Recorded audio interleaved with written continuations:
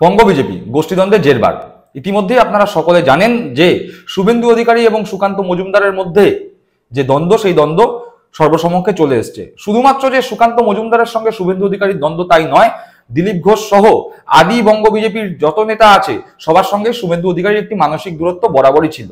শুভেন্দু অধিকারী বারংবার অন্য দল থেকে আসা বিধায়কদের সঙ্গে নিয়েই চলতে ভালোবাসতেন, এ কথাও সংবাদ মাধ্যমে কিছুদিন আগেই বেরিয়েছিল। সেই শুভেন্দু অধিকারী আবার ক্ষেপে উঠেছেন আদি বঙ্গ বিজেপির অত্যন্ত গুরুত্বপূর্ণ এক নেতা, বর্তমানে পশ্চিমবঙ্গ রাজ্য বিজেপির অন্যতম প্রধান এক নেতার বিরুদ্ধে। তিনি এতটাই ক্ষেপে উঠেছেন যে তিনি রীতিমতো মুখ ভার করে সরাসরি দিল্লিতে বিজেপির কেন্দ্রীয় নেতৃত্বের কাছে তার বিরুদ্ধে অভিযোগ জানিয়েছেন বলেই খবর।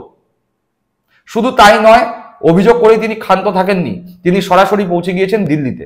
এবার রাজনৈতিক মহলে গুঞ্জন, শুভেন্দু অধিকারী কি দিল্লিতে শুধুমাত্র এই অভিযোগ জানাতে গিয়েছেন, নাকি নিজে বঙ্গ বিজেপির সভাপতি হিসাবে নিজেকে তুলে ধরবার জন্য বা নিজের পদপ্রাপ্তির জন্য সুপারিশ করতে গিয়েছেন?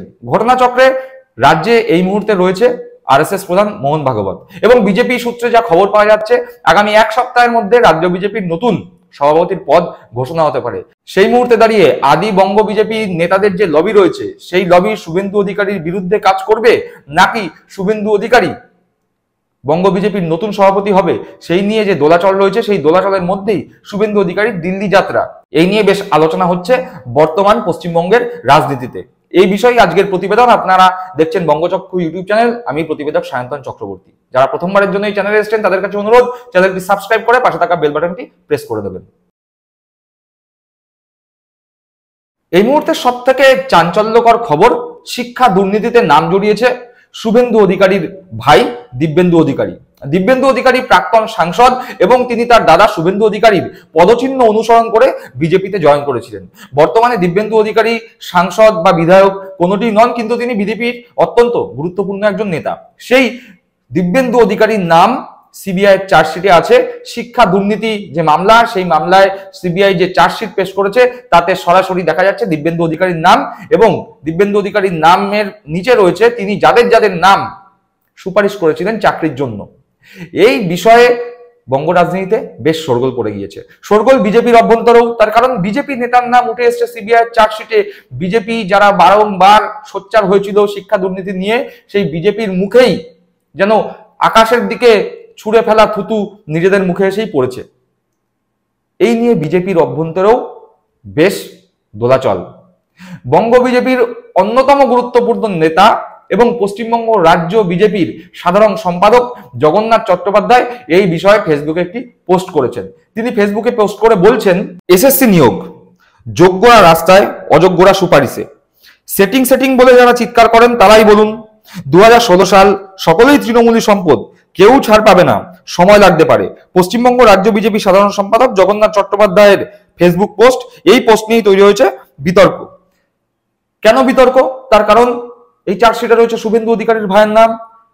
যখন এই চার্জশিটের খবর এবং চার্জশিটে শুভেন্দু অধিকারীর ভাইয়ের নামের খবর সর্বসমক্ষে আসে, তার ঠিক পরেই জগন্নাথ চট্টোপাধ্যায় বিজেপির রাজ্য সম্পাদক এই পোস্ট করেন। ফলে তেলে বেগুনে জ্বলে উঠেছে শুভেন্দু অধিকারী।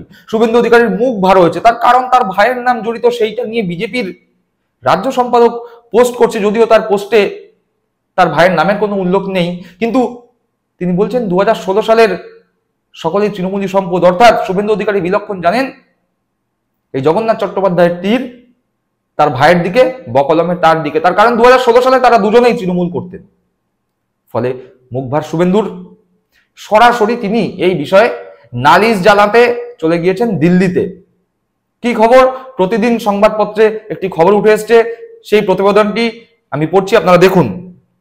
শিক্ষা দুর্নীতির চার্জশিটে দিব্যেন্দুর নামে ক্ষোভ প্রকাশ জগন্নাথের, ফুঁসে উঠলেন শুভেন্দু, চরমে কোন্দল, সোজা দিল্লিতে নানি শুভেন্দুর, চাপের মুখে পোস্ট মুছলেন জগন্নাথ। বলা হচ্ছে রাজ্য বিজেপিতে ফের তোলপাড়, দলের সাধারণ সম্পাদক জগন্নাথ চট্টোপাধ্যায়ের একটি ফেসবুক পোস্ট ঘিরে আলোড়ন। ওই পোস্টে বিরোধী দলনেতা শুভেন্দু অধিকারীর ভাই বিজেপি নেতা দিব্যেন্দু অধিকারীর করা স্কুল সার্ভিস কমিশনে নিয়োগের সুপারিশের কথা উল্লেখ করে জগন্নাথের মন্তব্যে চাঞ্চল্য ছড়িয়ে পড়ে। অর্থাৎ যে কথা বলছিলাম, শুভেন্দু অধিকারী রীতিমতো ক্ষিপ্ত। জগন্নাথ চট্টোপাধ্যায় যেই পোস্ট করেছেন সেই পোস্টে তিনি হয়তো কোনো নেতার নাম উল্লেখ করেনি, কিন্তু তার তীর যে দিব্যেন্দু অধিকারীর দিকে একথা স্পষ্ট।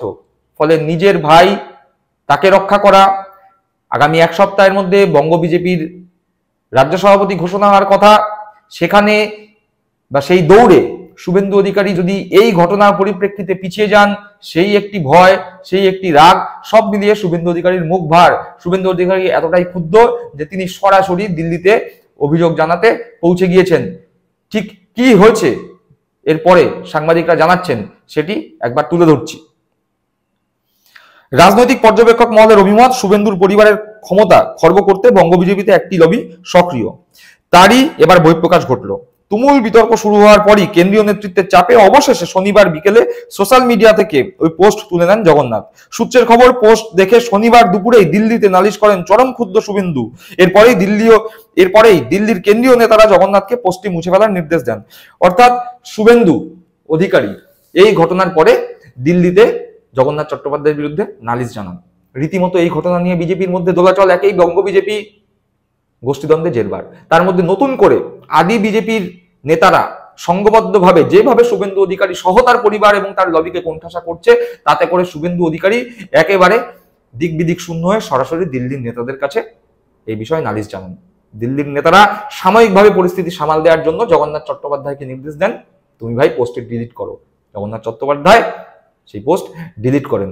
যদিও এই ঘটনার পরে সাময়িকভাবে পরিস্থিতি সামাল দেয়া গেলেও রাজনৈতিক মহলের মন্তব্য, এই পরিস্থিতি সহজে সামলাতে পারবে না বিজেপি। তার কারণ, শুভেন্দু উচ্চাকাঙ্ক্ষী, শুভেন্দু দিল্লি যাত্রা করছেন নিজের সভাপতিত্বের দাবি বা সুপারিশ জানানোর জন্য। এদিকে আদি বিজেপির নেতারা কেউই চাইছেন না শুভেন্দুকে নেতা হিসেবে মেনে নিতে। তাদের অভিমত, আদি বিজেপির নেতাদের মধ্যে থেকেই হোক নতুন বঙ্গ বিজেপির সভাপতি। এই জায়গায় দাঁড়িয়ে শুভেন্দু অধিকারী আদি বিজেপির নেতাদের চাপে যেভাবে কোণঠাসা হয়েছে, তাতে করে শুভেন্দু অধিকারী গুরুত্ব বঙ্গ বিজেপিতে আর কি বজায় থাকবে, সে নিয়েও প্রশ্ন উঠে গিয়েছে। দর্শক বন্ধুরা, আপনারা কি মনে করছেন শুভেন্দু অধিকারী আর কতদিন এভাবে বঙ্গ বিজেপির মধ্যে থেকে আদি বিজেপির নেতাদের সঙ্গে লড়াই করে নিজের গুরুত্ব বজায় রাখতে পারবেন? সেই বিষয়ে আপনাদের মূল্যবান মন্তব্য কমেন্ট বক্সে কমেন্ট করে জানাবেন। ভালো থাকবেন, সুস্থ থাকবেন। জয় হিন্দ, বন্দে মাতরম।